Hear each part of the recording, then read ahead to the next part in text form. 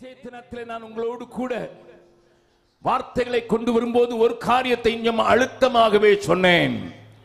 இந்த உலகத்தையும் உலகத்தின் நாட்டத்தையும் உடையவர்களை, உலகத்தின் பிள்ளைகளாக வாழ்கிறவர்களை ஆண்டவர் வேறு பிரித்து ஆவிக்குரிய ஒரு கூட்டத்தை தனியாக பிரித்ததை நேற்றைய தினத்தில் ஆரம்பத்தில் நான் சொன்னேன்.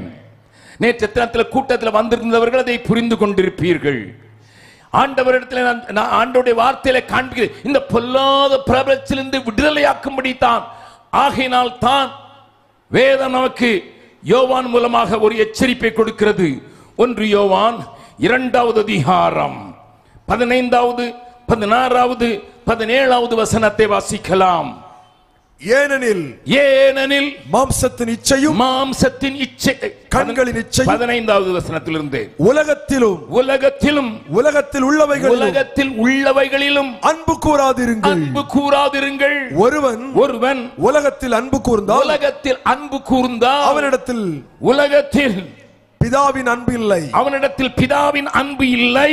ஏனெனில் மாம்சத்தின் இச்சையும் கண்களின் இச்சையும் ஜீவனத்தின் பெருமையுமாகிய உலகத்தில் உள்ளவைகள் எல்லாம் பிதாவினால் உண்டானவைகள் அல்ல, அவைகள் உலகத்தினால் உண்டானவைகள். உலகமும் அதன் இச்சையும் ஒளிந்து போகும். தேவனுடைய சித்தத்தின்படி செய்கிறவன் எவனோ என்றென்றைக்கும் நிலைத்திருப்பான். நன்றாய் கவனியுங்கள் அருமையானவர்களே. என் ஆண்டவர் மரித்தது என்னுடைய பழைய பாவங்களினுடைய அந்த பெரிய பாரமாகிய தண்டனையை நான் சுமந்து கொண்டிருக்கிறதிலிருந்து என்னை விடுதலையாக்கும்படியாக மாத்திரம் அல்ல, மாறாக ஆண்டவர் எனக்காக மரித்தது இந்த உலகத்தின் பிடியிலிருந்து, இந்த உலகத்தின் காரியங்களிலிருந்து என்னுடைய இருதயத்தையும் விடுதலையாக்க வேண்டிய ஒரு பெரிய பொறுப்பை ஆண்டவர் தன் மேலே ஏற்றுக்கொண்டவரால்தான் கல்வாரி சிலுவையிலே மரித்தார். உலகத்தை பின்பற்றி போனவர்களுடைய எல்லா முடிவுகளையும் நீங்கள் கவனித்து பார்த்தால் அது நன்றாகவே நமக்கு தெரியும். ஆனால் அந்த காரியங்களை நாம் பார்த்திருந்தும், அந்த காரியங்களை அறிந்திருந்தும், அந்த காரியங்களை படித்திருந்தும், சொல்ல கேட்டிருந்தும், லோத்து என்கிற ஒரு மனிதனை நேற்றைய தினத்தில் காண்பித்து அந்த எகிப்தினுடைய ஆசை உள்ளே இருந்ததினால் அவனை இழுத்து சோதோமுக்குள்ளேயே கொண்டு போய் வைத்து விட்டதை நேற்றைய தினத்தில் காண்பித்தேன். ஆண்டவரோ அவன் மேல் கிருபையாய் எப்படியாயிலும் இவனை அங்கிருந்து பிரித்து விட வேண்டும் என்பதற்காகத்தான் ஒரு யுத்தத்தை அனுப்பினார். யுத்தத்திலே சோதோமிலே அவன் குடியிருந்தபடியினால் தான் அவனையும் கொண்டு போய் விட்டார்கள்.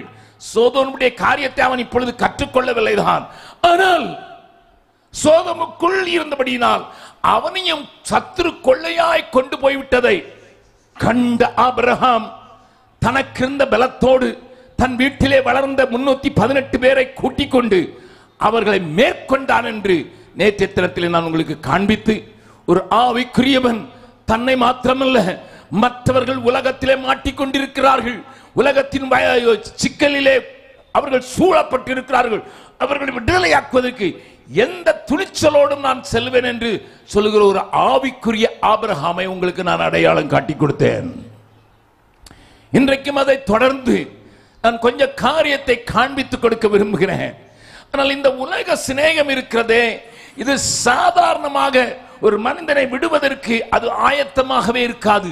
இவர்கள் எனக்குரியவர்கள் என்று சொல்லிக்கொண்டே இருக்கிறது மாத்திரமல்ல, கொஞ்சம் கொஞ்சமாக அவர்களிலே விஷத்தன்மையை ஊற்றிக்கொண்டே இருக்கிறபடியினால் தான் இயேசு இந்த உலகத்தின் காரியங்களை நமக்கு காண்பித்துக் கொடுத்து, நீங்கள் உலகத்தார் அல்ல, நான் உலகத்தான் அல்லாதது போல நீங்களும் உலகத்தான் அல்ல என்கிறதை மறுபடியும் தன்னுடைய சீஷர்களுக்கும் தன்னுடைய உபதேசத்தை கேட்பவர்களுக்கும் சொன்னார்.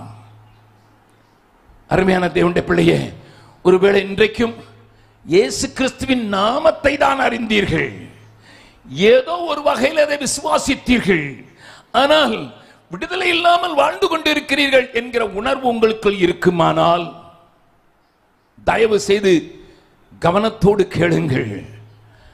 உலகத்தின் சிநேகம் மாத்திரமல்ல, உலகத்தின் பற்று அது உங்களை பிடித்திருக்கிற அந்த பெரிய பிடி அது உங்களை நரகத்துக்கு இழுத்து கொண்டு போய்விடுவதற்கு வல்லமுள்ளதா இருக்கிறதுனால்தான் ஆண்டவர் மறுபடியும் ஒரு காரியத்தை நமக்கு ஞாபகப்படுத்த விரும்புகிறார். உலகத்திலும் அதனுடைய ஆசை இச்சைகளும் ஒளிந்து போகும் என்று சொல்லுகிறார். உலகத்தில் உண்டானவைகள் ஒளிந்து போகும் என்று எழுதுகிறார். ஆண்டவருடைய பிள்ளைகளே, இந்த உலகத்திற்காக நீங்கள் வாழ்ந்து கொண்டிருந்தால் மற்றவர்களைப் போலத்தான் வாழ்வீர்கள். மற்றவர்கள் வருகிறார்கள், பிறக்கிறார்கள், பிள்ளைகளை பெறுகிறார்கள், வேலை செய்கிறார்கள், சம்பாதிக்கிறார்கள், எல்லாவற்றையும் செய்து முடித்து போய்விடுகிறார்கள். அவர்களுக்கும் நமக்கும் வித்தியாசம் இல்லாமல் போய்விடும் அல்லவா? ஆகையினால் தான் ஆண்டவர் உங்களை அப்படிப்பட்ட பிடியில் இருந்து, அந்த பொல்லாங்கனுடைய சிறையிருப்பில் இருந்து உங்களை விடுதலையாக்கும்படியாக மனு குலத்திலே வந்தார்.